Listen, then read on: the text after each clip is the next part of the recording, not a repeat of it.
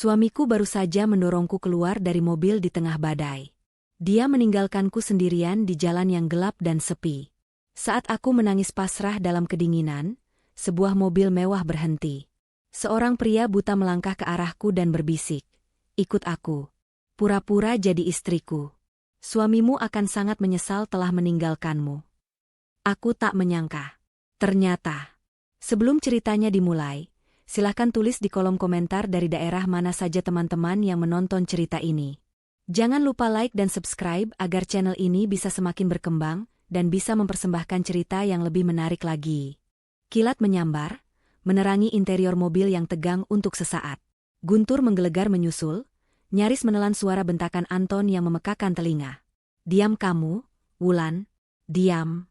Kamu tidak mengerti apa-apa." Wulan, yang duduk di kursi penumpang, memegang erat tali tasnya.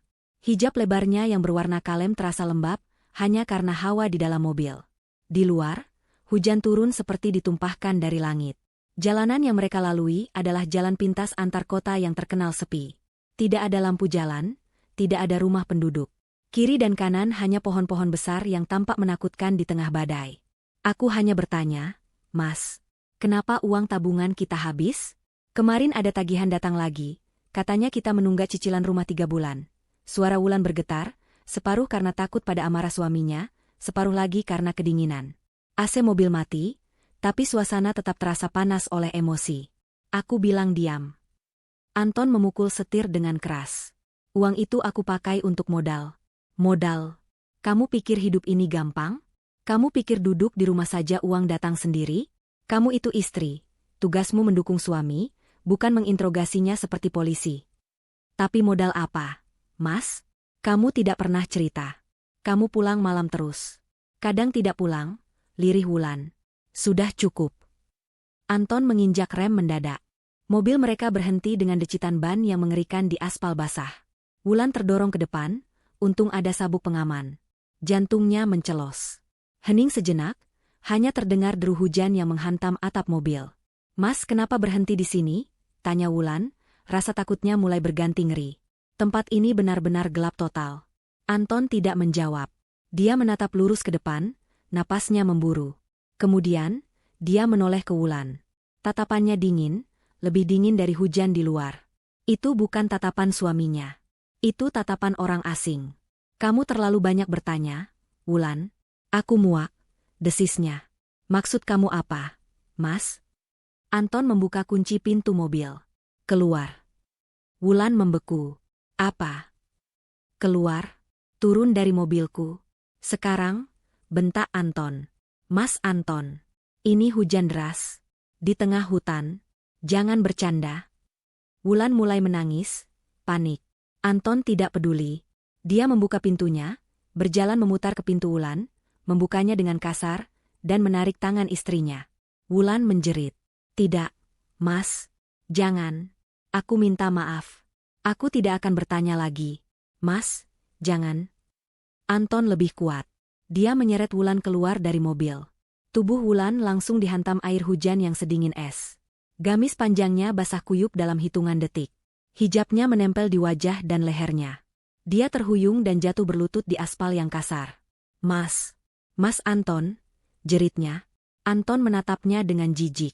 "Kamu mau tahu aku kemana? Aku muak denganmu. Aku muak hidup miskin. Kamu adalah beban. Sejak aku menikah denganmu, hidupku sial." Setelah mengucapkan kata-kata kejam itu, Anton kembali masuk ke mobil. Dia membanting pintu. "Tidak, Mas. Buka pintunya. Buka. Jangan tinggalkan aku di sini." Wulan menggedor-gedor kaca jendela, tapi Anton hanya menyalakan mesin. Air mata Wulan bercampur dengan air hujan.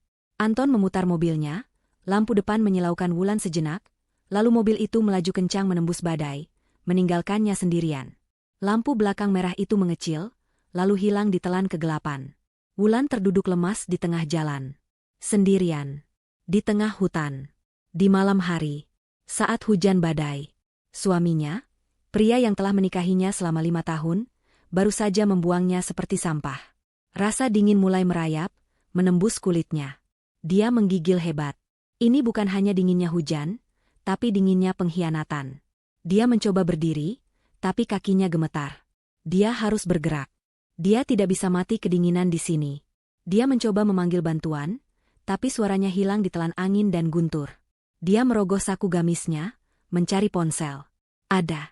Tapi saat dia menekan tombolnya, layar itu tetap hitam. Baterainya habis. Tentu saja. Anton pasti tahu. Ini sudah direncanakan. Wulan menangis sejadi-jadinya. Rasa takut yang luar biasa mencengkeramnya. Bagaimana jika ada binatang buas? Bagaimana jika ada orang jahat lewat? Dia memeluk dirinya sendiri, mencoba menyimpan sisa kehangatan tubuhnya. Dia berjalan tertatih ke pinggir jalan, berlindung di bawah pohon besar, meski itu tidak banyak membantu. Setiap kilat yang menyambar menunjukkan betapa sepi dan mengerikannya tempat itu. Dia teringat semua kebohongan Anton. Teringat semua janji manisnya. Dia teringat Ibu Lita, ibu mertuanya, yang selalu menatapnya sinis, seolah Wulan adalah kesalahan terbesar dalam hidup putranya. Apakah ibu mertuanya tahu rencana ini? Wulan mulai putus asa. Tubuhnya mati rasa karena dingin. Dia sudah tidak sanggup menggigil lagi.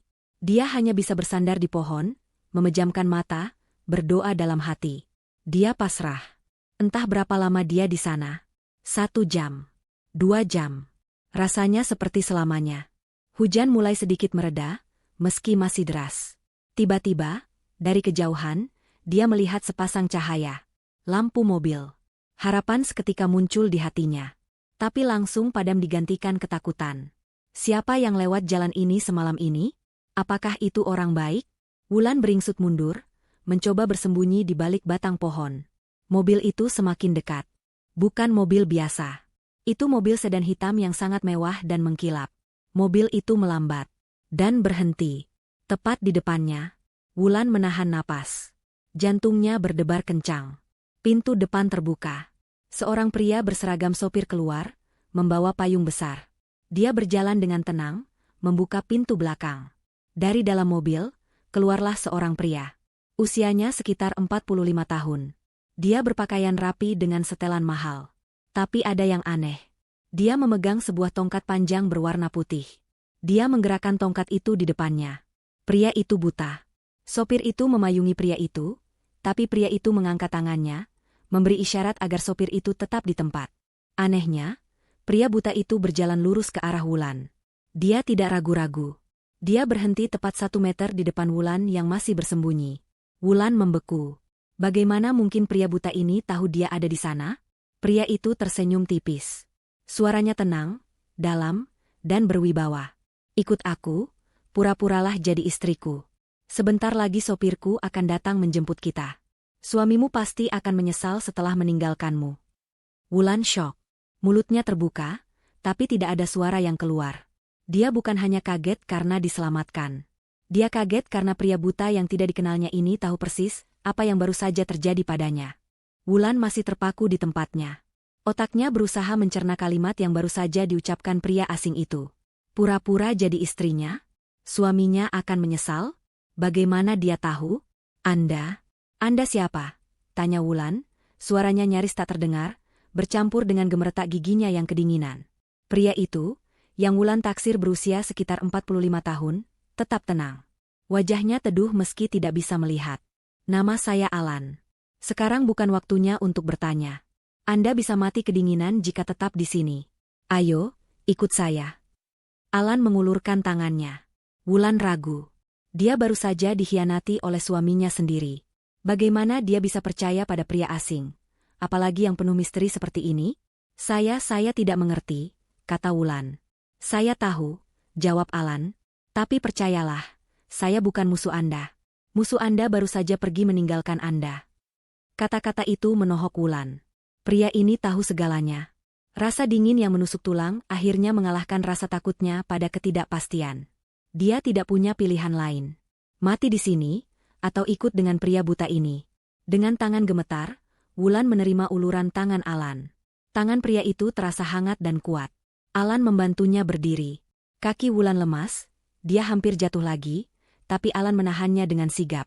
Beno, panggil Alan. Sopir yang bernama Beno itu segera mendekat dan memayungi mereka berdua, lalu membimbing mereka ke mobil. Beno membukakan pintu belakang. Alan masuk lebih dulu, lalu membantu Wulan masuk. Saat pintu mobil tertutup, suara badai di luar langsung teredam. Di dalam mobil sangat hangat, hening, dan beraroma kulit mahal. Kontras yang luar biasa dengan apa yang baru saja Wulan alami. Beno masuk ke kursi kemudi, menyalakan pemanas, dan mobil pun melaju pelan. Wulan duduk di sudut, masih memeluk dirinya sendiri. Dia menatap pria di sampingnya. Alan duduk dengan tenang, menatap lurus ke depan seolah dia bisa melihat. Beno, berikan selimut di belakang, perintah Alan pelan. Beno mengambil selimut wol yang tebal dari kursi depan, dan menyerahkannya ke belakang tanpa bicara. Alan menerimanya dan menyodorkannya ke Wulan. Pakailah. Anda menggigil. Wulan menerimanya. Selimut itu sangat lembut dan hangat. Dia membungkus tubuhnya yang basah kuyup. Dia mulai bisa merasakan jari-jarinya kembali. Setelah hening beberapa saat, Wulan tidak tahan lagi. Bagaimana Bapak tahu saya di sana? Bagaimana Bapak tahu tentang suami saya? Alan menoleh sedikit ke arah Wulan. Mataku mungkin tidak melihat, Wulan. Tapi telingaku mendengar apa yang tidak didengar orang lain. Wulan tersentak. Bapak tahu nama saya? Saya tahu banyak hal tentang Anda. Dan tentang Anton, jawab Alan. Jantung Wulan serasa berhenti berdetak. Anton. Pria ini menyebut nama suaminya dengan begitu santai. Siapa Bapak sebenarnya? Apa hubungan Bapak dengan Mas Anton? Tuntut Wulan. Rasa takutnya mulai berganti rasa ingin tahu yang mendesak. Sabar, kata Alan. Anda akan tahu pada waktunya. Yang perlu Anda tahu sekarang adalah, Anda aman bersama saya. Anton tidak akan bisa menyakiti Anda lagi. Dia sedang sibuk sekarang. Sibuk apa? Tanya Wulan getir. Sibuk merayakan kebebasannya? Alan tersenyum tipis. Senyum yang sulit diartikan. Bisa dibilang begitu. Dia sedang sibuk menggali lubang kuburnya sendiri. Wulan tidak mengerti. Pembicaraan ini terlalu berat untuknya yang masih syok. Dia memilih diam sepanjang sisa perjalanan. Dia tidak tahu mereka akan kemana. Dia hanya melihat keluar jendela, menatap tetesan hujan yang berlomba di kaca. Dia terlalu lelah untuk berpikir. Setengah jam kemudian, mobil mereka melewati gerbang besi tempa yang sangat tinggi dan megah. Mereka memasuki halaman yang luas, menuju sebuah rumah yang lebih pantas disebut istana. Wulan menatap bangunan besar di depannya dengan takjub. Rumah itu bergaya klasik modern, dengan pilar-pilar besar dan lampu-lampu taman yang hangat. Mobil berhenti di lobi utama. Beno segera keluar dan membukakan pintu untuk mereka. Saat Wulan melangkah keluar, seorang wanita parubaya yang rapi, sepertinya asisten rumah tangga, sudah menunggu di depan pintu. Selamat malam, Tuan Alan. Kamar tamu sudah siap. Air hangatnya juga sudah, sapa wanita itu. Terima kasih, Bei Asih, jawab Alan. Tolong antar Nona Wulan ke kamarnya. Berikan dia pakaian ganti yang kering dan nyaman. Juga siapkan minuman hangat dan makanan. Baik, Tuan. Alan lalu menghadap Wulan. Silakan istirahat. Bersihkan diri Anda. Anggap saja rumah sendiri. Kita akan bicara lagi besok pagi ketika Anda sudah lebih tenang. Wulan hanya bisa mengangguk. Dia terlalu bingung untuk berkata-kata. Dia mengikuti Bei Asih masuk ke dalam rumah. Interiornya lebih menakjubkan daripada luarnya. Lantai marmer, lukisan-lukisan mahal, dan perabot yang terlihat sangat berkelas. Bei Asih mengantarnya ke sebuah kamar tamu yang besarnya mungkin setara dengan separuh rumah kontrakan Wulan dan Anton. Ada tempat tidur ukuran besar, sofa, dan kamar mandi dalam yang mewah. Silakan, Non. Pakaian gantinya ada di atas tempat tidur. Jika Non perlu apa-apa, ada telepon di sebelah tempat tidur untuk panggil saya, kata Bei Asih dengan ramah namun formal. Terima kasih, Bei. Sepeninggal Bei Asih, Wulan mengunci pintu. Dia bersandar di pintu, akhirnya membiarkan dirinya bernapas. Semua terjadi begitu cepat. Dibuang suami, diselamatkan pria buta misterius, kini berada di rumah super mewah. Ini terasa seperti mimpi. Mimpi buruk yang berganti jadi mimpi aneh. Dia melihat pakaian ganti di tempat tidur. Satu set gamis rumahan baru yang sederhana namun berkualitas, lengkap dengan hijab instan yang senada. Dia segera mandi. Air hangat itu seolah mencairkan semua kebekuan di tubuh dan hatinya. Dia menangis lagi di bawah pancuran, melepaskan sisa-sisa rasa sakit malam ini. Setelah selesai berpakaian kering dan hangat, Wulan merasa jauh lebih baik secara fisik. Bei Asih mengetuk pintu, membawakan nampan berisi sup ayam hangat, nasi, dan teh jahe. Wulan memakannya dengan lahap. Dia baru sadar betapa laparnya dia. Setelah makan, dia duduk di tepi tempat tidur. Kamar ini begitu nyaman, begitu aman. Jauh berbeda dari rasa takut yang dia rasakan beberapa jam lalu. Tapi, siapa Alan? Kenapa dia begitu baik? Kenapa dia tahu semua rahasia Anton? Dia menyebut dirinya Alan. Usianya 45 tahun. Dia buta. Dan dia kaya raya. Wulan melihat sekeliling kamar. Matanya tertuju pada sebuah meja nakas di samping tempat tidur. Di atasnya ada beberapa buku dan sebuah bingkai foto perak kecil. Rasa penasaran menggerakkannya. Dia mengambil bingkai foto itu. Foto itu sudah agak kusam. Sepertinya foto lama dari bertahun-tahun lalu. Di dalam foto itu, ada dua pemuda yang sedang tertawa. Mereka berdiri di samping mobil sport, saling merangkul bahu. Wulan mengenali salah satu pemuda itu. Itu adalah Alan. Jelas sekali itu dia, tapi jauh lebih muda, mungkin pertengahan 20-an. Dan di foto itu, matanya menatap lurus ke kamera. Dia bisa melihat. Jantung Wulan berdebar kencang. Dia lalu melihat pemuda satunya. Pemuda yang tersenyum lebar, merangkul Alan dengan akrab. Napas Wulan tercekat. Dia mengenal pemuda itu.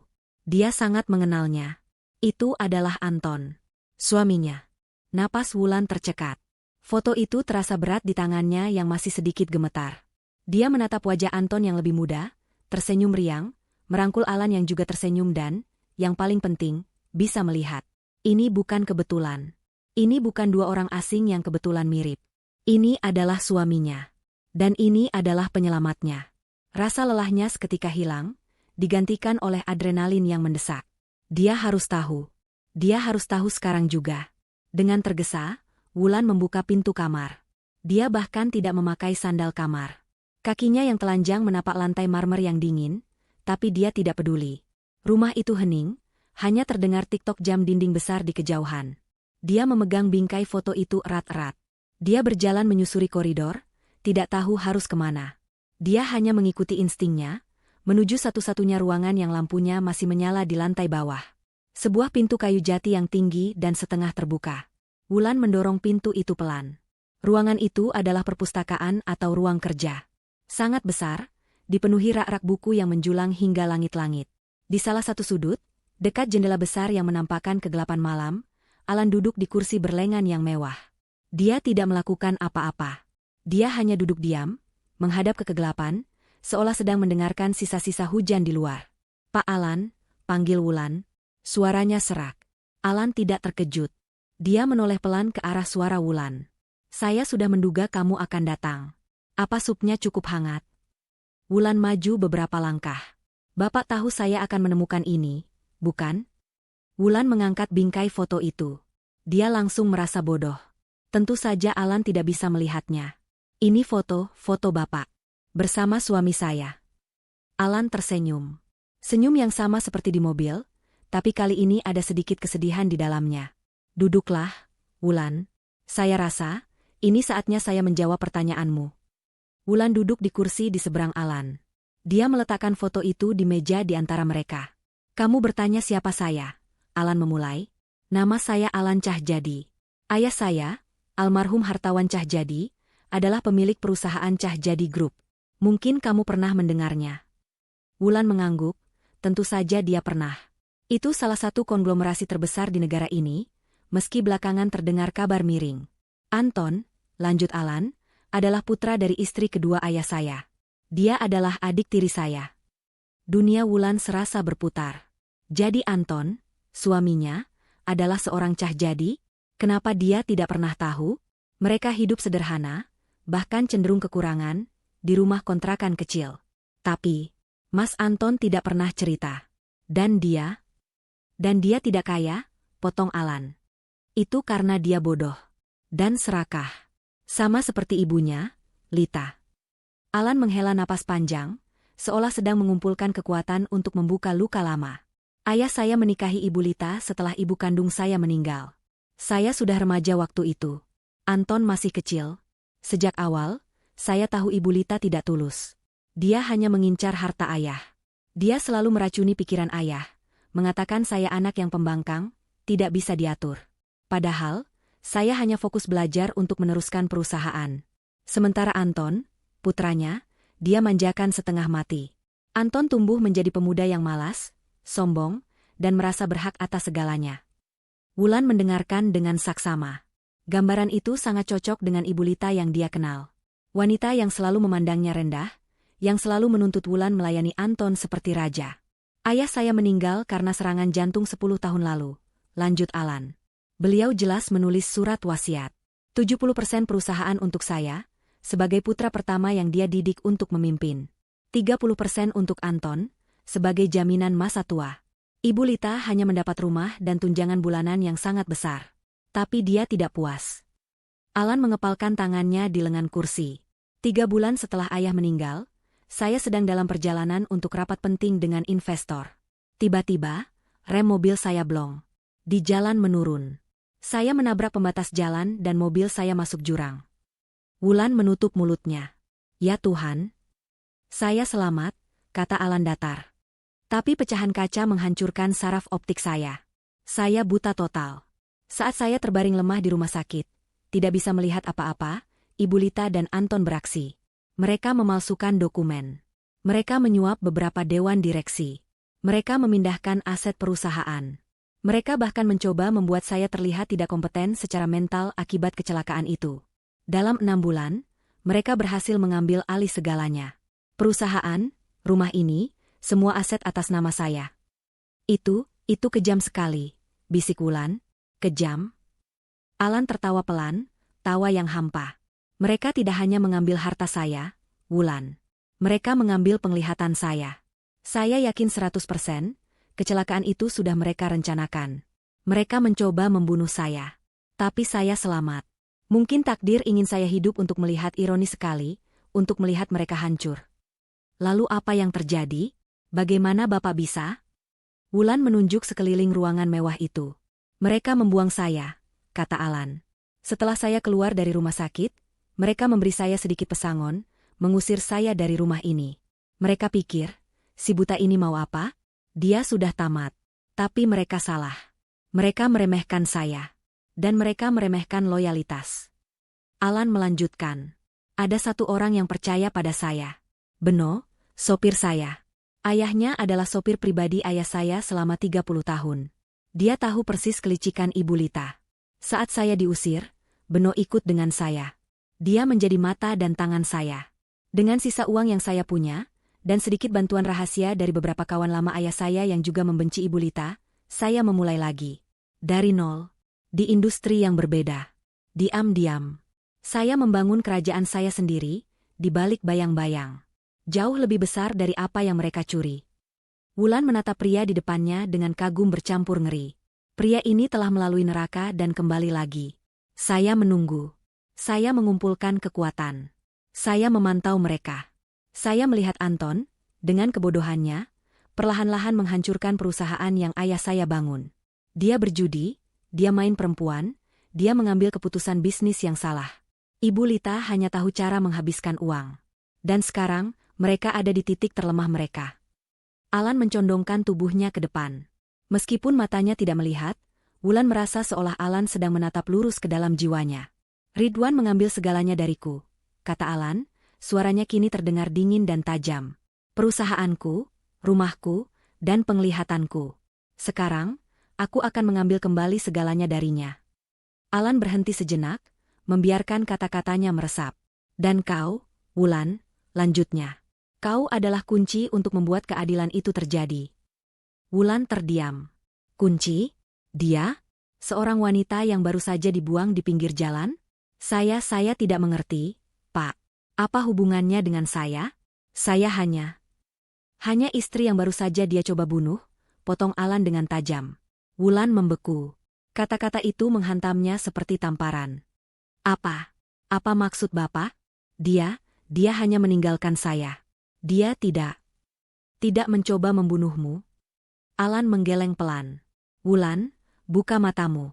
Kamu pikir Anton, suamimu yang serakah itu, meninggalkanmu di jalan sepi di tengah badai hanya karena emosi? Itu bukan pertengkaran biasa. Alan menceritakan sesuatu yang membuat darah Wulan serasa berhenti mengalir. 2 bulan lalu, Anton mendaftarkan asuransi jiwa atas namamu. Jumlahnya sangat besar. Dan penerima manfaatnya? Dia sendiri, jelas Alan. Wulan menggeleng, tidak mau percaya. Tidak mungkin. Saya tidak pernah tanda tangan. Dia memalsukannya, kata Alan. Sangat mudah bagi seorang suami untuk memalsukan tanda tangan istri. Dia tahu jadwalmu. Dia tahu kebiasaanmu. Dia mungkin melakukannya saat kamu tidur. Dia sudah merencanakan ini, Wulan. Dia terlilit hutang judi yang sangat besar. Dia dikejar penagih hutang dari segala penjuru. Perusahaan yang dia pegang diambang kehancuran. Dia butuh uang tunai, dan cepat. Alan melanjutkan, suaranya tanpa emosi. Rencananya malam ini adalah membuangmu di sana. Dia tahu kamu tidak membawa ponsel dengan baterai penuh. Dia tahu tempat itu sepi. Dia berharap kamu mati karena hipotermia. Atau mungkin, jika kamu tidak mati cukup cepat, dia akan kembali besok pagi, berpura-pura mencarimu, dan menemukanmu dalam keadaan celaka. Mungkin dia akan menabrakmu sendiri dan membuatnya terlihat seperti kecelakaan tabrak lari. Apapun itu, kematianmu akan terlihat wajar. Dan dia akan kaya. Wulan merasakan mual yang hebat. Perutnya bergejolak. Pria yang tidur seranjang dengannya. Pria yang dia layani setiap hari. Pria yang dia cintai. Ternyata adalah monster yang merencanakan kematiannya demi uang. Air matanya mulai menggenang lagi, tapi kali ini bukan air mata kesedihan. Ini air mata kemarahan. Bagaimana Bapak tahu semua ini? Tanya Wulan, suaranya bergetar karena marah. Tentang asuransi? Tentang rencananya malam ini? Disinilah Alan tersenyum lagi. Karena, seperti yang aku bilang, Anton itu bodoh. Dia pikir dia pemain hebat, tapi dia hanya pion. Dia sombong, dan dia mudah dirayu. Terutama oleh wanita cantik. Wulan langsung mengerti. Dia punya selingkuhan. Itu bukan pertanyaan, tapi pernyataan. Semua kepingan teka-teki kini menyatu. Pulang malam, uang habis, sikap dinginnya. Benar, kata Alan. Namanya Dewi. Dia bekerja sebagai manajer di salah satu klub malam tempat Anton biasa berjudi. Anton tergila-gila padanya. Dia pikir Dewi memujanya. Dia menceritakan semua masalahnya pada Dewi. Dia bahkan menceritakan rencana busuknya tentang asuransi jiwa itu. Anton berpikir Dewi adalah rekan konspirasinya. Dia berjanji akan kabur bersama Dewi setelah mendapatkan uang asuransi itu. Alan berhenti, lalu menjatuhkan bom yang sesungguhnya. Yang Anton tidak tahu, kata Alan, Dewi bekerja untuk saya. Wulan ternganga. Saya menemukan Dewi setahun yang lalu, jelas Alan. Saya tahu Anton punya kelemahan pada wanita. Saya mencari wanita yang tepat. Dewi cerdas, cantik, dan yang terpenting, dia membenci pria seperti Anton. Saya menawarinya bayaran yang tidak bisa dia tolak, jauh lebih banyak daripada yang bisa Anton janjikan. Tugasnya, mendekati Anton, membuatnya jatuh cinta, mendorongnya untuk berjudi lebih banyak, menghabiskan uangnya lebih cepat, dan melaporkan setiap langkahnya padaku. Wulan kini mengerti. Alan bukan hanya menunggu Anton hancur. Dia mempercepat kehancuran itu. Dewi yang menyarankan ide asuransi jiwa itu pada Anton, tentu saja dengan cara yang halus, seolah itu ide Anton sendiri, kata Alan. Dan Dewi lah yang memberitahuku lokasi pasti di mana Anton akan membuangmu malam ini. Itulah sebabnya saya bisa berada di sana tepat waktu untuk menjemputmu. Wulan bersandar di kursi. Semuanya terlalu banyak. Dia adalah bagian dari permainan balas dendam yang sangat besar dan rumit. Dia hanyalah umpan yang tidak sadar. Jadi, apa sekarang? Tanya Wulan pelan. Bapak sudah menyelamatkan saya. Saya bisa pergi. Saya akan bersaksi di polisi kalau perlu. Polisi? Alan terkekeh. Mereka akan percaya pada siapa? Pada kamu, istri yang kabur tanpa bukti? Atau pada Anton Cahjadi, pengusaha terhormat yang akan menangis, mengatakan istrinya depresi dan menuduhnya macam-macam? Tidak, Wulan. Kita tidak akan memakai cara biasa. Kita akan menghancurkannya dengan cara saya. Apa yang Bapak ingin saya lakukan? Sesuai yang aku katakan di mobil, jawab Alan.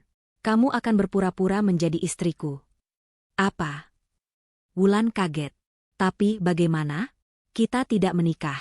Dan Bapak? Dan saya buta. Alan tersenyum. Justru itu sempurna. Dunia akan melihat ini sebagai cerita yang indah.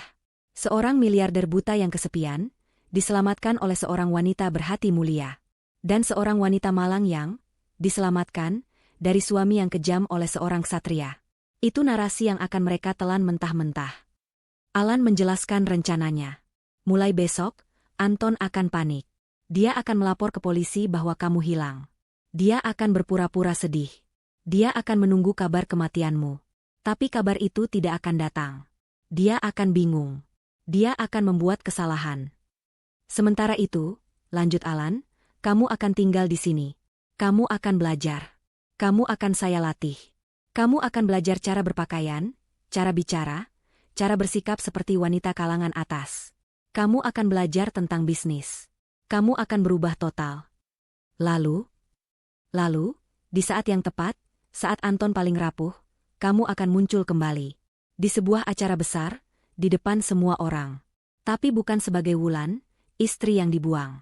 Kamu akan muncul sebagai pasangan saya. Wanita baru dalam hidup Alan Cahyadi. Bayangkan wajahnya saat melihat wanita yang dia buang untuk mati, kini berdiri di sampingku, tampak lebih cantik, lebih kuat, dan jauh lebih kaya. Rencana itu gila, tapi brilian. Wulan merasakan getaran aneh di tubuhnya. Itu bukan lagi rasa takut. Itu adalah semangat. Semangat untuk membalas. Anton telah mengambil harga dirinya. Ibu Lita telah menghinanya selama bertahun-tahun. Mereka pantas mendapatkannya. Dia mengambil segalanya dari saya, bisik Wulan. Dia mencoba mengambil nyawa saya.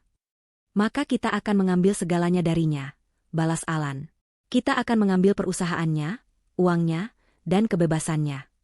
Wulan menatap Alan. Apa yang harus saya lakukan pertama kali? Alan tersenyum. Dia tahu Wulan sudah setuju. Untuk malam ini, tidak ada. Kamu kembali ke kamarmu. Tidurlah. Pulihkan tenagamu. Kamu sudah melalui malam yang panjang.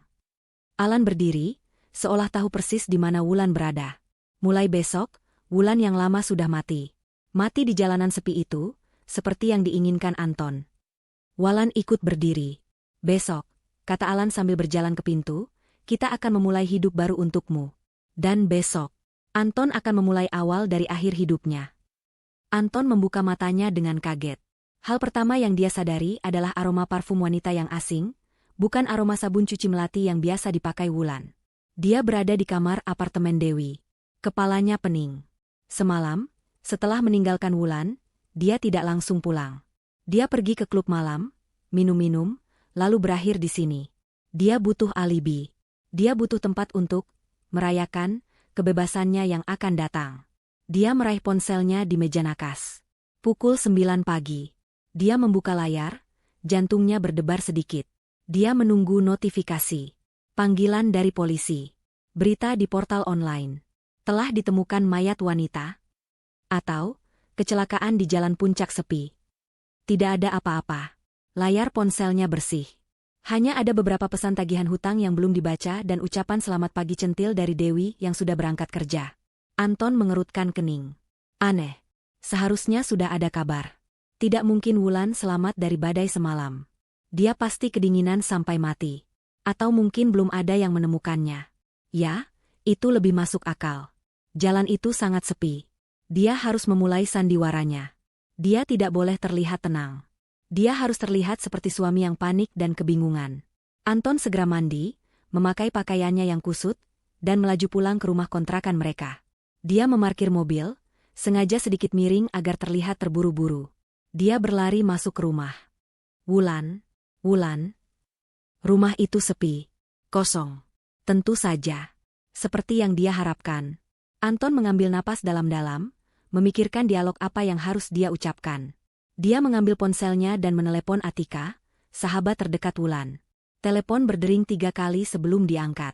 Halo, Tik, suara Anton dibuat serak dan panik. Atika, kamu sama Wulan? Dia ada di rumahmu? Terdengar suara Atika yang masih mengantuk. Hah? Wulan? Enggak. Kenapa?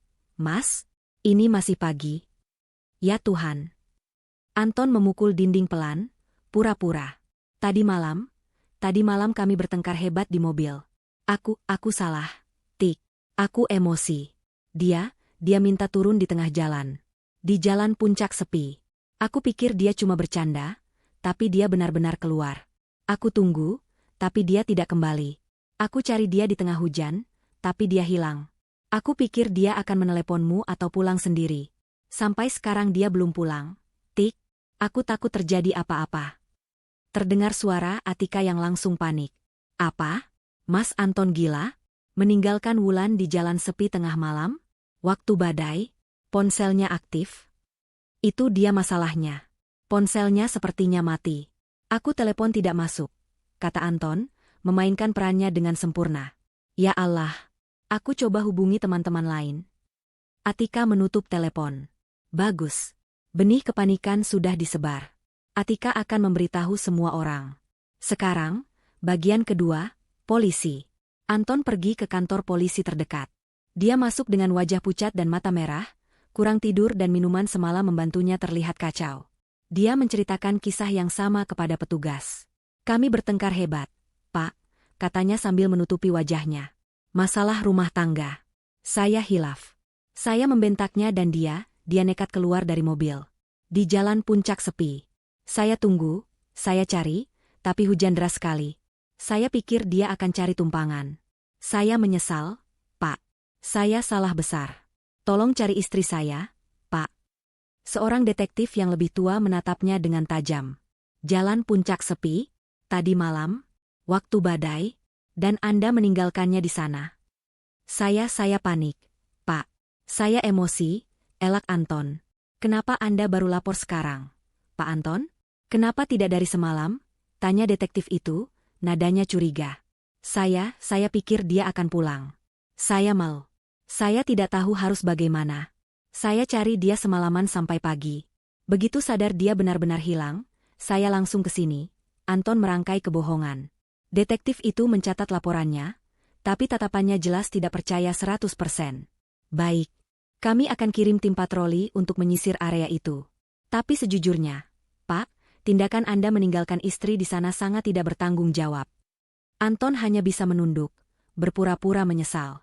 Dia pulang dengan perasaan campur aduk. Polisi curiga, tapi itu wajar. Yang penting, laporannya sudah masuk. Sekarang, dia hanya perlu menunggu kabar penemuan mayat itu. Sementara itu, di belahan kota yang lain, di dalam rumah mewah Alan, Wulan yang baru telah lahir. Dia bangun di kamar tamu yang terasa lebih nyaman dari seluruh rumahnya. Dia masih linglung sejenak, mengira semua hanya mimpi buruk. Tapi kemudian dia melihat gamis kering yang dia pakai, kemewahan kamar, dan ingatan malam tadi kembali menghantamnya. Foto Anton dan Alan. Rencana balas dendam itu. Setelah membersihkan diri dan salat subuh dengan pikiran yang kacau, Bei Asi mengetuk pintu. Dia membawakan Wulan sarapan dan satu set pakaian baru. Bukan gamis sederhana, tapi setelan kerja wanita yang elegan, lengkap dengan hijab pasmina sutra. Saat dia turun ke ruang makan, Alan sudah duduk di sana, ditemani Beno yang berdiri di sudut. Selamat pagi, Wulan, sapa Alan. Tidurmu nyenyak? Saya tidak bisa tidur, jawab Wulan jujur. Semua yang Bapak katakan semalam. Bagus, kata Alan. Gunakan kemarahan itu. Gunakan rasa sakit itu. Mulai hari ini, kamu bukan lagi korban. Kamu adalah pejuang. Hari itu, transformasi Wulan dimulai. Alan serius dengan ucapannya. Dia mendatangkan tim terbaik. Pertama, seorang wanita parubaya yang sangat tegas bernama Ibu Sinta, seorang pelatih etiket dan kepercayaan diri. Bukan, Nyonya Wulan, katanya berulang kali. Jalan itu harus tegak. Dagu diangkat. Tatap lawan bicara Anda seolah Anda yang mengendalikan ruangan. Ulangi. Wulan harus belajar berjalan dengan sepatu hak tinggi, sesuatu yang jarang dia lakukan. Dia harus belajar cara makan malam formal, cara berjabat tangan, cara tersenyum dengan sopan tapi menjaga jarak. Anda bukan lagi Wulan yang penurut, kata Ibu Sinta. Anda adalah Nyonya Wulan. Rekan bisnis Tuan Alan Cahjadi. Anda harus terlihat sepadan. Kedua, seorang penata gaya pribadi. Lemari pakaian Wulan dirombak total. Gamis-gamis lamanya yang kusam diganti dengan pakaian desainer. Semua tetap tertutup, sesuai dengan hijabnya, tapi bahannya, potongannya, warnanya, semua memancarkan aura kemewahan dan kekuasaan. Hijabnya tidak lagi asal pakai, tapi ditata dengan gaya yang modern dan anggun. Ketiga, dan yang paling penting, adalah Alan sendiri. Setiap malam, Alan menghabiskan waktu berjam-jam bersamanya di perpustakaan. Kamu harus mengerti bisnis yang Anton curi, kata Alan. Kamu harus tahu apa yang kita perebutkan. Alan, dengan ingatannya yang luar biasa meski buta, mengajari Wulan seluk-beluk Cahjadi Group. Dia menjelaskan di mana letak kelemahan Anton. Dia memberikan Wulan laporan keuangan Alan Group, perusahaannya yang baru. Kamu harus bisa menjawab jika ada yang bertanya. Kamu bukan hanya pajangan, Wulan. Kamu adalah tangan kananku. Wulan belajar dengan cepat. Dia melahap semua informasi itu. Setiap kali dia merasa lelah atau ingin menangis, dia akan memejamkan mata dan mengingat rasanya. Ditinggal di jalanan itu. Rasa dingin. Rasa takut. Rasa pengkhianatan. Itu adalah bahan bakar yang membuatnya terus maju. 1 minggu berlalu. Di sisi lain, Anton semakin panik. Tidak ada kabar. Tidak ada mayat. Tidak ada Wulan. Polisi sudah 2 kali memanggilnya kembali untuk diinterogasi. Detektif yang sama menanyakan pertanyaan yang semakin tajam. Kami sudah menyisir lokasi. Tidak ada tanda-tanda perkelahian. Tidak ada jejak. Apa Anda yakin istri Anda tidak pergi dengan orang lain? Ibu Lita, ibunya, juga mulai panik. Anton, ada apa ini? Kenapa Wulan hilang? Bagaimana jika dia bicara macam-macam? Hutangmu di mana-mana? Kita bisa celaka. Diam, Bu. Aku sedang mengurusnya, bentak Anton. Para penagih hutang mulai lebih agresif. Mereka mengancam akan menyita asetnya. Anton kalap. Dia butuh uang asuransi itu sekarang. Tapi bagaimana dia bisa mengklaimnya jika mayatnya saja tidak ada? Suatu sore, saat dia sedang pusing 7 keliling di kantornya, kantor Alan yang dulu, sebuah undangan mendarat di mejanya. Diantar kurir, bukan pos biasa. Amplopnya tebal, berwarna gading, dengan cetakan tinta emas.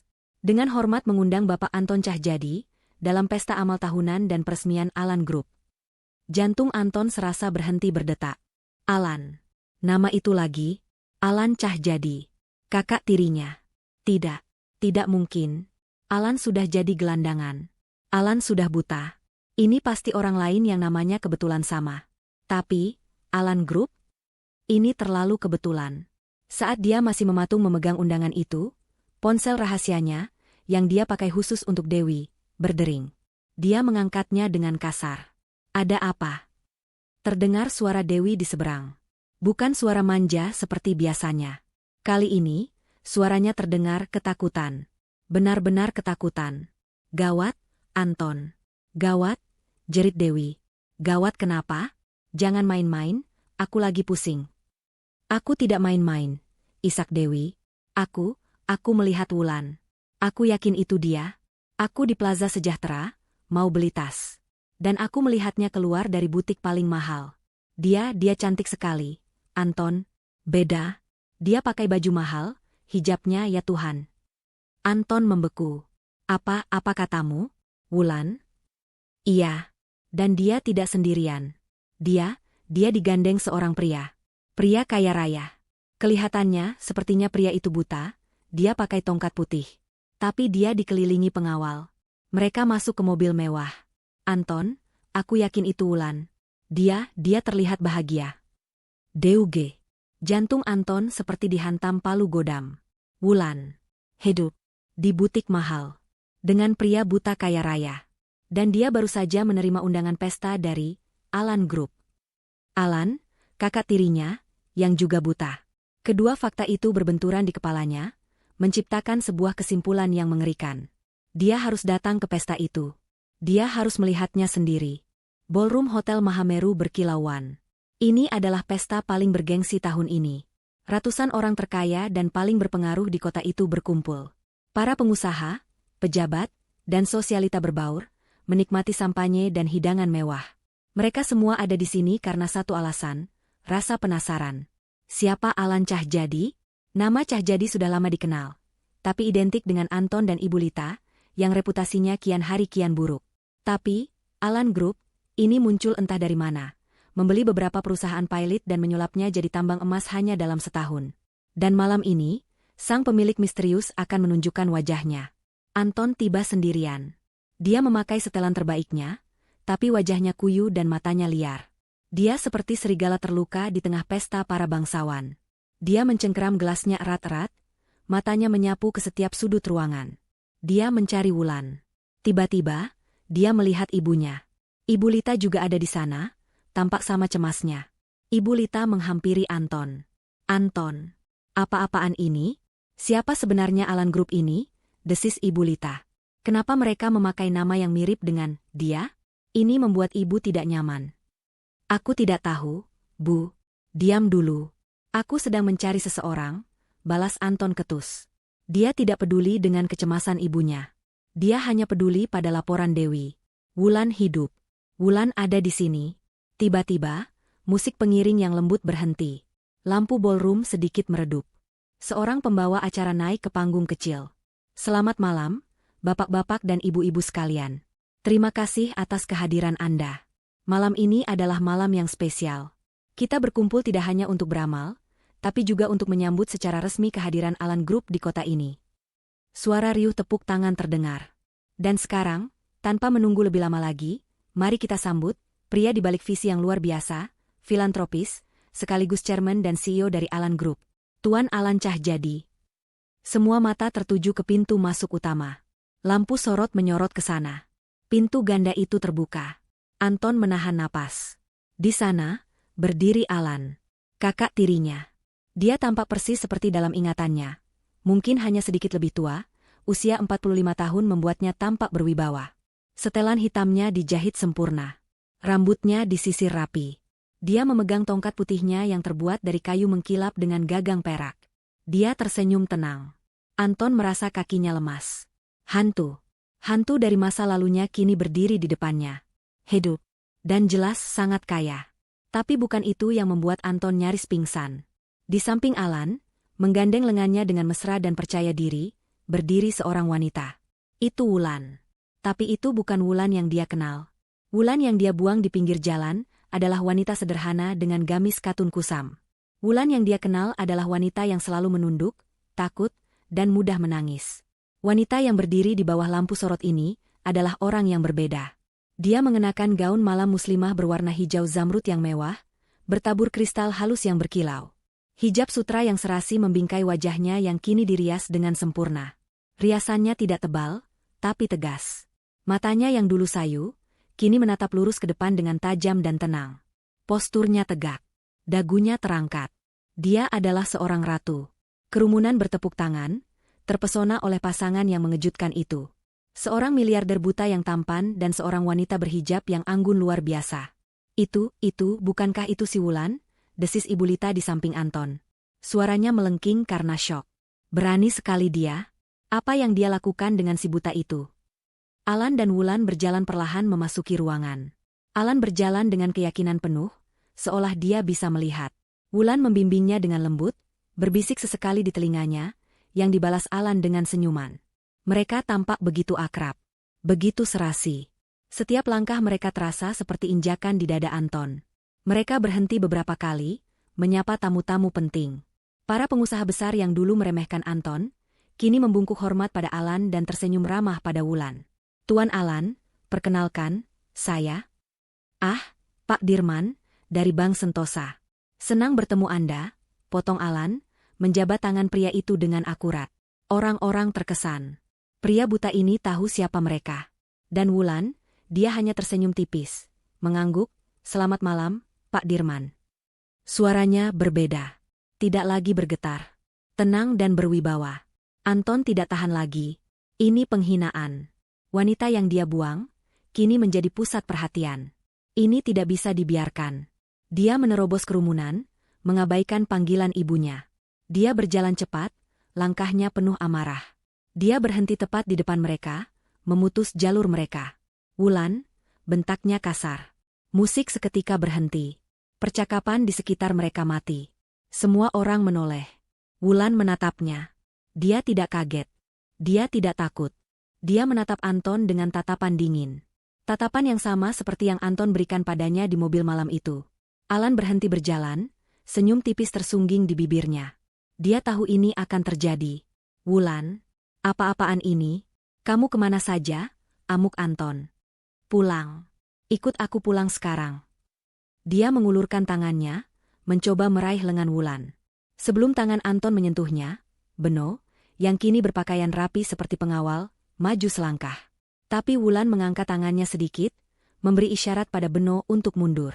Dia bisa mengatasi ini. Wulan menatap Anton dari atas ke bawah.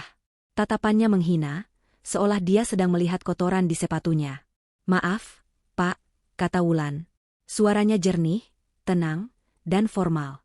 Terdengar oleh semua orang di sekitar mereka. "Anda siapa? Sepertinya Anda salah orang. Saya di sini mendampingi Tuan Alan." Keheningan total melanda ballroom. Rahang Anton jatuh. Tamu-tamu mulai berbisik. "Salah orang." Anton berteriak, wajahnya merah padam. "Wulan, jangan pura-pura gila. Aku suamimu. Aku Anton. Beraninya kamu. Dasar istri tidak tahu diuntung. Kamu pergi dengan pria buta ini." Ibu Lita berhasil menyusul. "Benar? Wulan, kamu sudah kami cari. Pulang sekarang. Jangan bikin malu keluarga." Wulan bahkan tidak melirik Ibu Lita. Matanya tetap tertuju pada Anton. "Pak, saya tidak kenal Anda. Dan Anda membuat keributan di pesta rekan saya. Keamanan, tolong." Sebelum dia selesai bicara, Alan bergerak. Alan, yang sedari tadi diam, melangkah maju satu langkah. Dia berdiri tepat di antara Wulan dan Anton, memposisikan dirinya sedikit di depan Wulan, melindunginya. Dia tidak melihat Anton, tapi kepalanya menghadap lurus ke arahnya. Dia mengendus pelan. "Parfum yang sama. Murah. Kau tidak pernah berubah, Anton." Anton membeku. Alan tersenyum. Senyum yang sangat dikenal Anton. Senyum meremehkan yang selalu Alan berikan setiap kali Anton melakukan kebodohan saat mereka muda dulu. Lama tidak bertemu.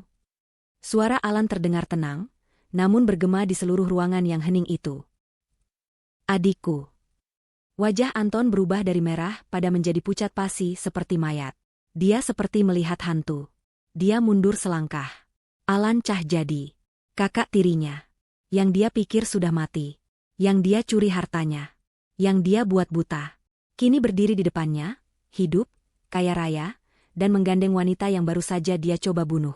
Permainan telah resmi dimulai. Anton mengemudi seperti orang kesetanan. Dia meninggalkan pesta itu bahkan sebelum Alan dan Wulan selesai menuruni panggung kecil. Suara bisik-bisik dan tawa tertahan dari para tamu terasa seperti jarum yang menusuk punggungnya. Dia membanting pintu mobil, memukul dashboardnya berulang kali. Alan, si buta itu, hidup, dan Wulan perempuan itu. Dia tidak bisa memprosesnya. Kakak tirinya yang seharusnya sudah hancur lebur, kini kembali sebagai miliarder. Dan Wulan, wanita yang dia buang untuk mati, kini berdiri di sampingnya, tampak seperti seorang ratu. Ini bukan hanya kebetulan. Ini adalah rencana. Laporan Dewi. Pesta. Undangan.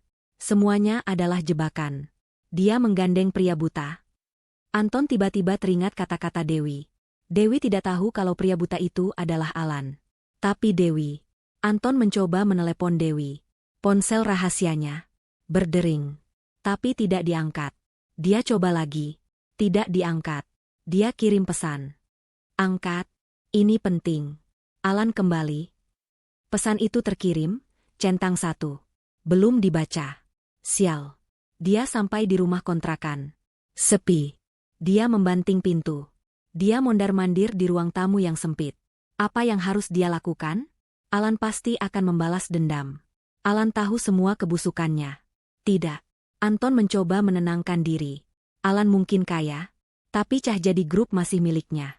Alan tidak bisa mengambilnya begitu saja. Dia harus mengamankan asetnya. Dia tidak bisa tidur malam itu. Pukul 3 pagi, dia masih duduk di sofa yang reot, memikirkan langkah selanjutnya. Dia harus menjual beberapa aset, memindahkannya ke rekening luar negeri. Dia harus kabur. Tapi untuk kabur, dia butuh uang. Uang asuransi Wulan kini mustahil didapat. Pukul 8 pagi, neraka dimulai. Telepon rumahnya berdering. Itu dari manajer bank utamanya. "Selamat pagi, Pak Anton. Maaf mengganggu. Kami hanya ingin menginformasikan bahwa fasilitas kredit revolving Anda untuk Cahyadi Group telah kami bekukan pagi ini." Anton melompat dari sofa. "Apa? Dibekukan?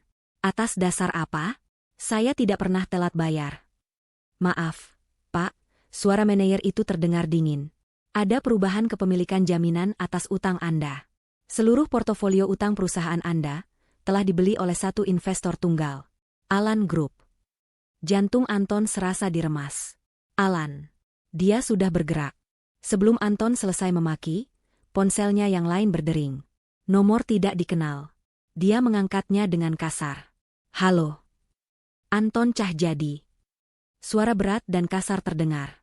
Itu suara rentenir yang memberinya pinjaman judi terbesar. Bagus sekali pestamu semalam. Aku lihat kau di berita.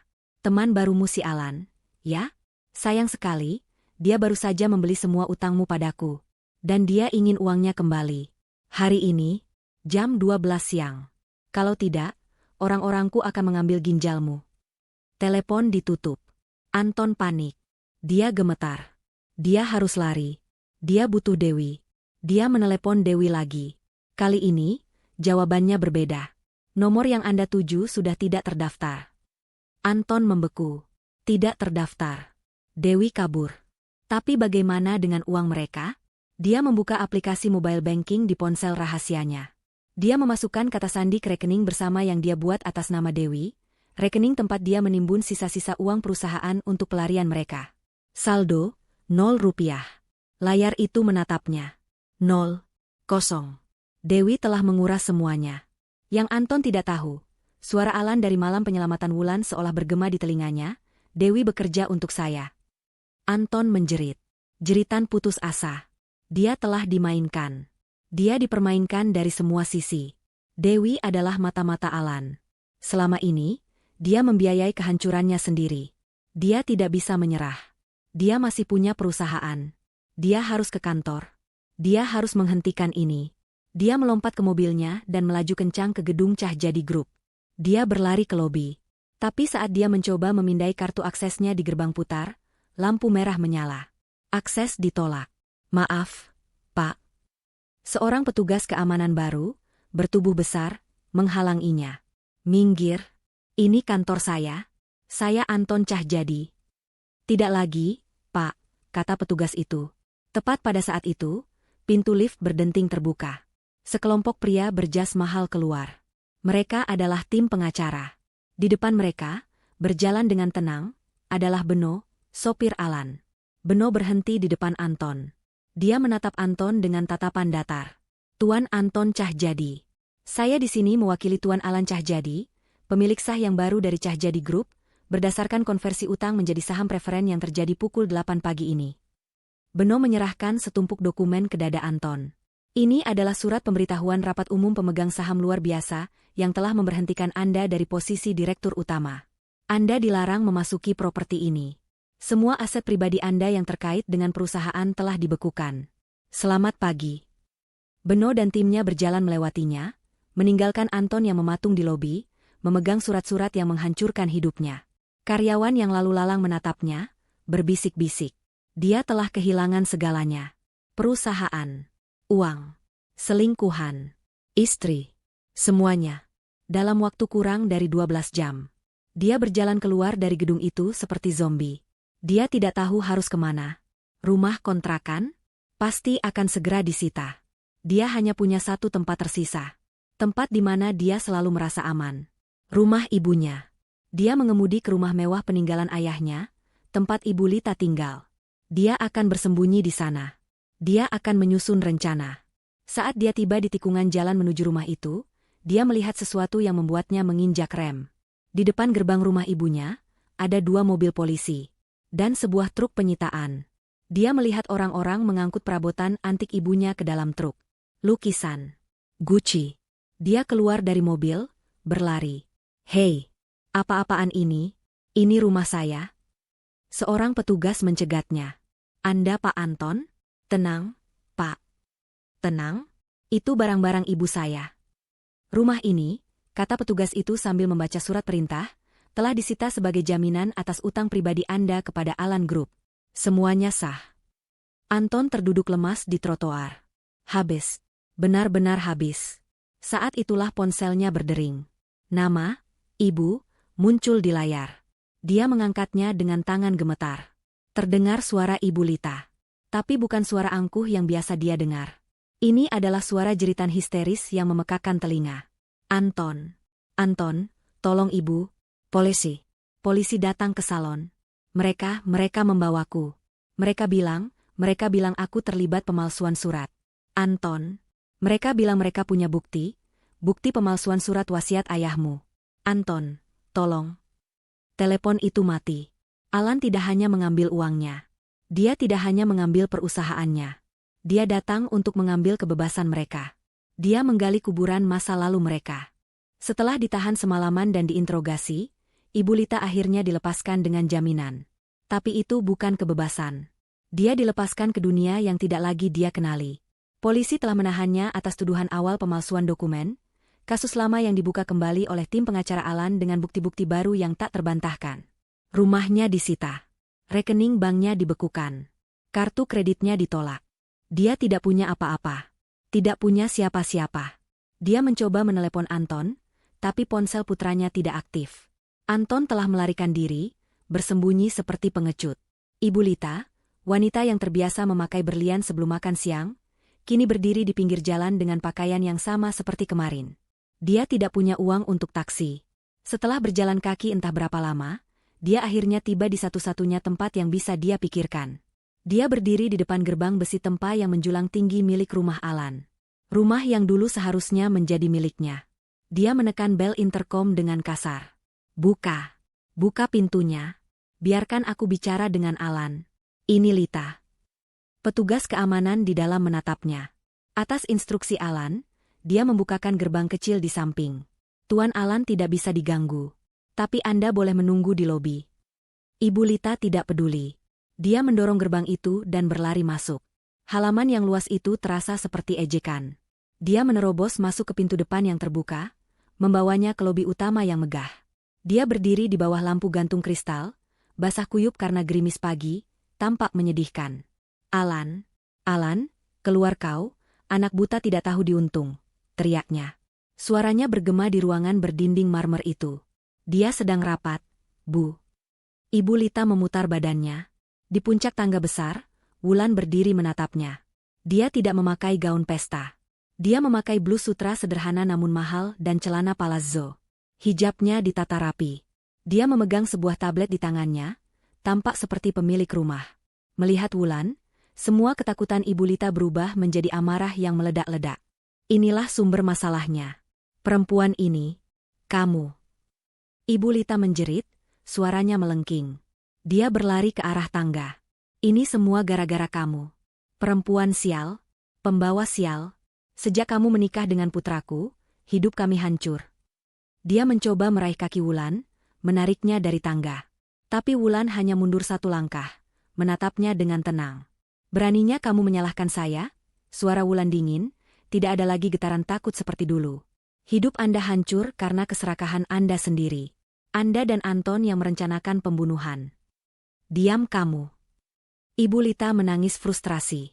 Kamu pasti sudah mengguna-guna Alan. Kamu meracuni pikirannya. Kembalikan putraku. Kembalikan hartaku. Dasar perempuan ular. Wulan menggeleng pelan. Selama 5 tahun saya menjadi menantu ibu.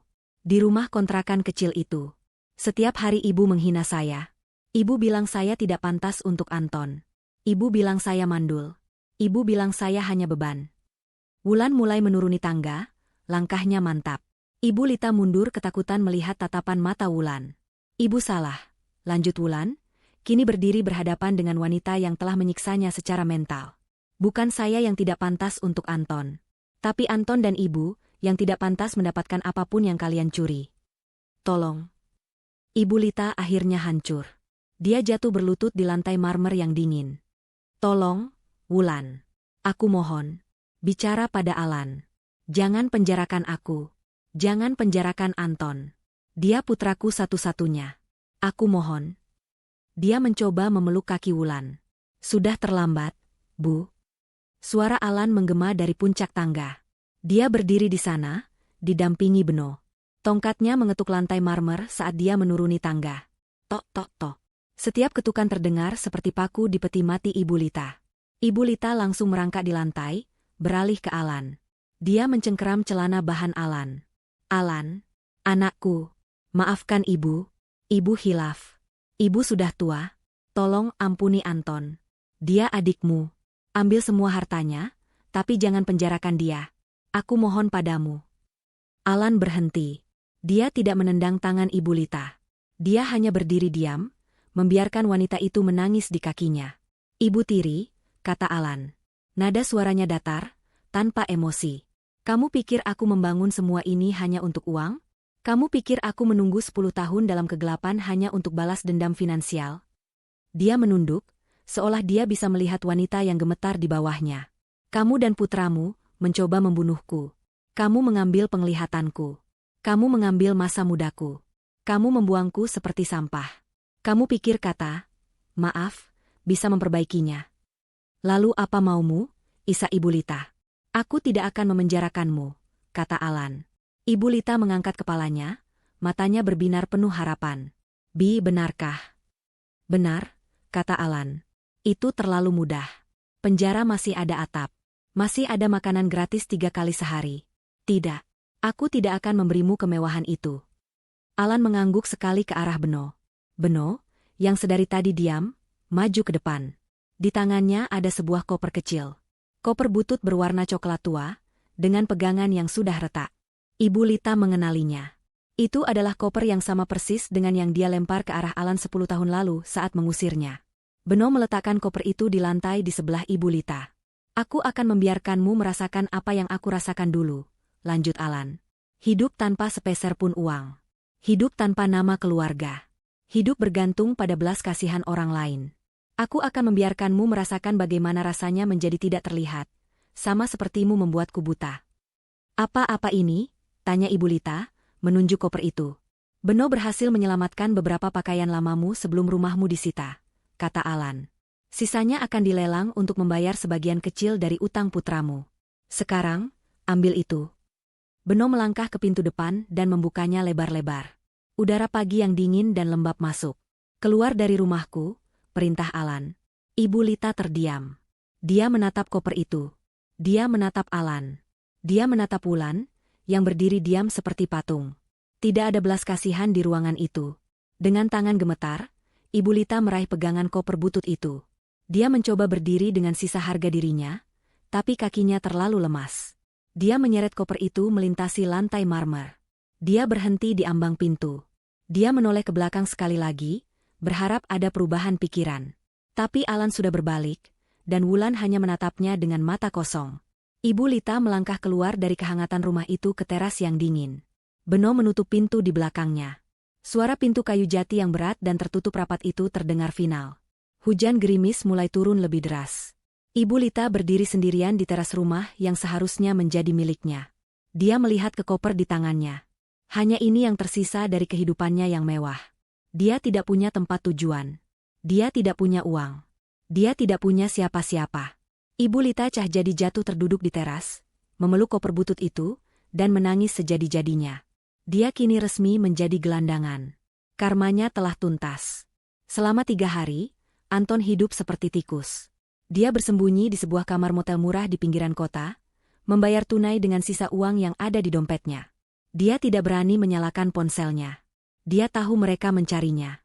Polisi, penagih hutang, dan yang terburuk, orang-orang Alan. Kamar itu pengap, berbau asap rokok basi dan disinfektan murah. Dia hanya keluar di malam hari untuk membeli mie instan di warung terdekat, menggunakan topi dan masker. Sisa waktunya dia habiskan di depan televisi tua di kamar, menonton berita dengan suara pelan. Dia melihatnya di hari ketiga. Sebuah segmen berita lokal tentang meningkatnya jumlah gelandangan di pusat kota. Kamera menyorot seorang wanita tua yang sedang duduk di emperan toko, memeluk koper butut. Wanita itu tampak bingung, kotor, dan kuyu. Anton mendekat ke layar. Jantungnya serasa berhenti berdetak. Itu ibunya. Ibu Lita. Wanita yang selalu memakai perhiasan berkilau dan pakaian desainer, kini duduk di trotoar, rambutnya acak-acakan, matanya kosong. Segala kesombongan dan keangkuhannya telah lenyap, digantikan oleh keputusasaan yang menyedihkan.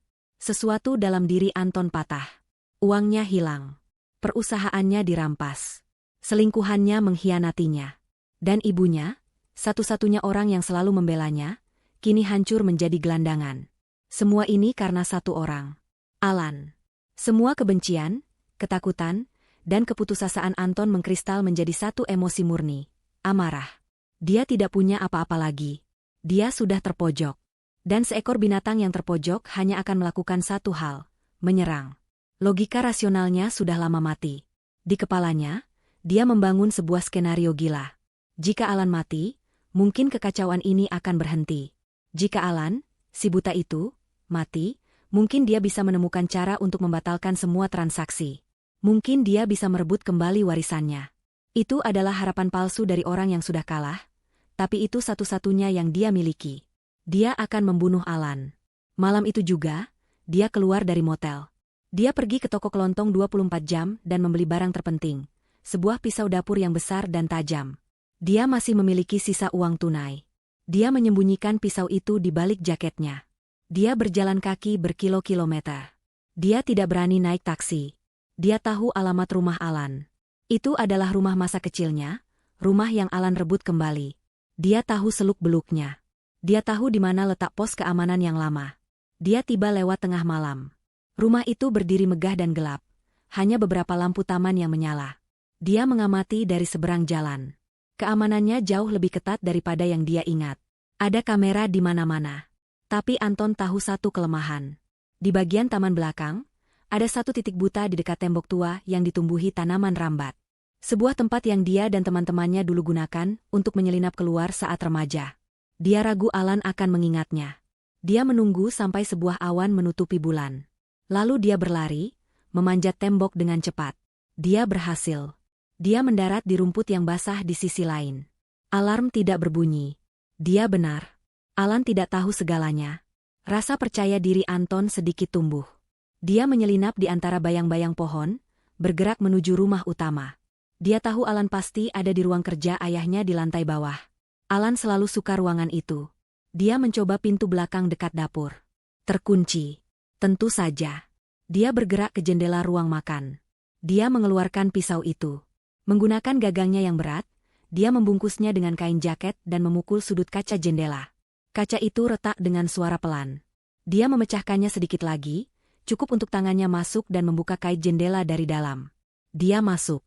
Udara di dalam rumah terasa hangat. Berbeda dengan di luar. Rumah itu sunyi senyap. Dia seperti hantu di rumahnya sendiri. Dia berjalan tanpa alas kaki di lantai marmer, langkahnya diredam. Dia tidak takut. Dia hanya dipenuhi amarah. Dia tiba di koridor menuju ruang kerja. Seperti dugaannya, pintu kayu jati yang berat itu sedikit terbuka. Tidak ada cahaya dari dalam. Ruangan itu gelap gulita. Anton mengintip dari celah pintu.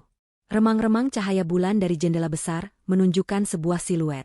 Seseorang sedang duduk di kursi berlengan yang besar, menghadap ke taman. Membelakanginya. Itu Alan. Dia hanya duduk di sana, dalam kegelapan. Sendirian. Buta. Sasaran empuk. Inilah akhirnya. Anton mencengkeram gagang pisau itu erat-erat. Keringat dingin membasahi telapak tangannya. Dia tidak akan menusuk dari belakang. Tidak. Dia ingin si buta itu tahu siapa yang mengakhiri hidupnya. Dia menendang pintu hingga terbuka. Alan, teriaknya, suaranya menggema di ruangan itu. Dia menerjang ke depan, melintasi ruangan dalam 3 langkah cepat, mengangkat pisaunya tinggi-tinggi. Harusnya kau mati dari dulu. Siluet di kursi itu tidak bergerak. Anton sudah siap menancapkan pisaunya ke bahu atau dada Alan. Tepat sepersekian detik sebelum ujung pisau itu menyentuh kain jas Alan, sebuah tangan baja mencengkeram pergelangan tangannya. Cengkeraman itu begitu kuat, begitu tiba-tiba, hingga membuat tulang Anton terasa remuk. Pisau itu terlepas dari genggamannya dan jatuh berdentang di lantai. Anton terbelalak kaget. Dia menoleh. Tangan itu milik Beno. Sopir Alan. Yang muncul entah dari mana. Klik. Lampu utama ruangan menyala terang. Mata Anton yang terbiasa gelap langsung menyipit kesakitan. Saat penglihatannya kembali normal, dia melihat pemandangan yang mengerikan. Beno memeganginya dengan cengkeraman yang tidak mungkin dilepaskan. Dan ruangan itu tidak kosong. Di setiap sudut, di balik rak buku, di dekat pintu, berdiri 4 orang polisi berseragam lengkap. Mereka tidak terburu-buru. Mereka hanya menatapnya. Ini jebakan. Lepaskan aku. Lepaskan. Anton meronta, tapi sia-sia. Lalu, sosok di kursi itu bergerak. Alan Cahyadi pelan-pelan berdiri. Dia berbalik menghadap Anton. Dia tidak kaget. Dia tidak takut. Di telinganya terpasang sebuah earpiece kecil. Dia tersenyum. Senyum dingin dan penuh perhitungan. Aku sudah menunggumu, Anton, kata Alan. Suaranya tenang. Kamu tahu, desis Anton, napasnya terengah. Bagaimana? Bagaimana kamu tahu? Orang yang putus asa selalu bisa ditebak, kata Alan, sambil mengambil satu langkah mendekat. Kamu melihat ibumu di berita, bukan? Aku yang memastikan segmen itu tayang di jam-jam utama. Aku tahu itu akan jadi pemicumu. Aku tahu kamu akan datang untuk satu-satunya hal yang tersisa, balas dendam. Polisi mulai bergerak maju, memborgol tangan Anton ke belakang. Aku sudah punya bukti penipuanmu, lanjut Alan, seolah sedang mengobrol santai. Aku punya bukti pemalsuan surat wasiat ibumu. Tapi itu hanya akan memenjarakan kalian beberapa tahun. Aku tidak suka itu. Aku tidak mau mengambil risiko, 10 tahun lagi kau keluar dan mengganggu Wulan. Alan berhenti tepat di depan Anton. Meskipun matanya tidak melihat, Anton merasa ditelanjangi oleh tatapan Alan. Aku butuh sesuatu yang lebih permanen, kata Alan pelan. Sesuatu yang akan menguncimu di sel selamanya. Sesuatu yang tak terbantahkan. Seperti menyerang seorang pria buta di rumahnya sendiri dengan sebilah pisau, di depan saksi mata aparat kepolisian. Alan menepuk pipi Anton pelan. Terima kasih, adikku. Kau baru saja menandatangani surat hukumanmu sendiri. Bawa dia. Saat polisi menyeretnya keluar, Anton menatap Alan dengan kebencian yang tak terhingga. Tapi Alan hanya tersenyum tipis, lalu berbalik, kembali duduk di kursinya menghadap kegelapan, seolah tidak terjadi apa-apa. Persidangan itu menjadi berita utama nasional selama berminggu-minggu. Skandal Cah Jadi mengalahkan semua berita politik dan selebriti. Publik melahap setiap detailnya. Pengkhianatan keluarga, pemalsuan surat wasiat, penipuan besar-besaran, dan puncaknya, percobaan pembunuhan yang dramatis. Ibu Lita diadili lebih dulu. Tim pengacara Alan telah bekerja selama bertahun-tahun untuk mengumpulkan bukti ini. Mereka menghadirkan notaris lama yang akhirnya mengaku telah disuap, beberapa saksi mata dari Dewan Direksi Lama, dan ahli forensik yang membuktikan tanda tangan di surat wasiat yang diubah itu dipalsukan. Di kursi terdakwa, Ibu Lita bukan lagi wanita sombong yang dikenal orang. Dia hanyalah seorang wanita tua yang rapuh, menangis pelan, tidak lagi mengerti apa yang terjadi. Dia terbukti bersalah atas semua tuduhan. Hakim menjatuhkan hukuman 7 tahun penjara atas konspirasi dan pemalsuan dokumen. Saat putusan dibacakan, dia hanya menatap kosong. Karmanya telah lunas. Lalu, tibalah persidangan Anton. Ini bahkan lebih cepat. Anton tidak punya pembelaan. Bukti keuangannya tak terbantahkan. Transfer dana ilegal, penipuan terhadap investor, penggelapan pajak. Tim Alan telah melacak setiap rupiah yang dia curi. Dan kemudian, dakwaan percobaan pembunuhan. Keempat petugas polisi yang berada di ruangan itu bersaksi. Beno memberikan kesaksian yang tenang dan mendetail. Rekaman CCTV dari luar rumah, yang sengaja dibiarkan Anton, menunjukkan dia memanjat tembok. Dan puncaknya, pisau dapur dengan sidik jari Anton yang jelas. Anton, dengan setelan penjara oranye, mencoba berteriak. Dia menuduh Alan menjebaknya. Dia menuduh Wulan berkonspirasi. Dia buta. Tapi dia iblis. Dia merencanakan semua ini, teriaknya di ruang sidang. Tapi amukannya hanya membuatnya terlihat semakin bersalah dan tidak stabil. Wulan hadir di persidangan itu, tapi dia tidak perlu bersaksi.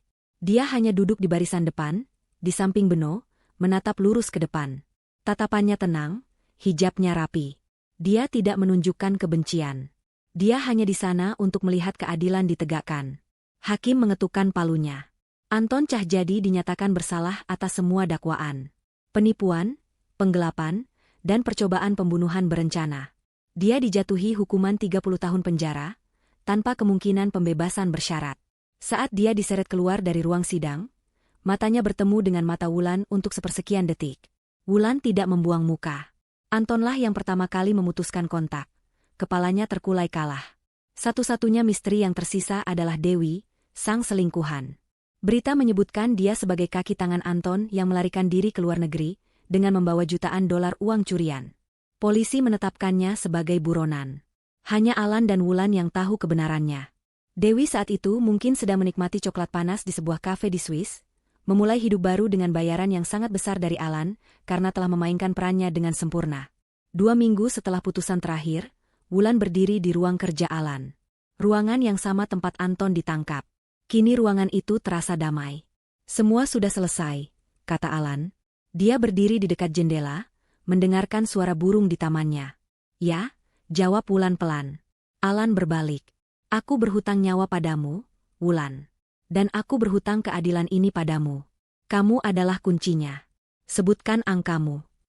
Wulan mengerutkan kening. Angka? Kompensasi. Pesangon. Apapun namanya. Sebut saja, berapa miliar yang kamu mau. Rumah? Mobil? Kamu pantas mendapatkannya. Hidupmu sudah dihancurkan oleh keluargaku. Wulan terdiam sejenak. Wulan yang lama, Wulan yang dia kenal setahun lalu, mungkin akan menangis dan menerima. Tapi dia bukan lagi Wulan yang itu. Saya tidak mau uang Anda, Pak Alan, katanya tegas. Alan tampak terkejut. Apa maksudmu? Anda menyelamatkan nyawa saya. Anda memberi saya keadilan. Untuk itu, saya berterima kasih seumur hidup saya, kata Wulan. Tapi saya tidak mau hidup dari belas kasihan lagi. Tidak dari Anton, dan dengan segala hormat, tidak dari Anda. Saya sudah selesai menjadi tanggungan. Lalu apa yang kamu mau? Tanya Alan, benar-benar bingung. Kesempatan, jawab Wulan. Matanya bersinar. Beri saya pekerjaan. Pekerjaan sungguhan. Selama setahun ini, Anda mengajari saya tentang bisnis. Saya membaca setiap laporan. Saya tahu seluk-beluk perusahaan ini. Saya ingin membangun hidup saya sendiri, dengan tangan saya sendiri.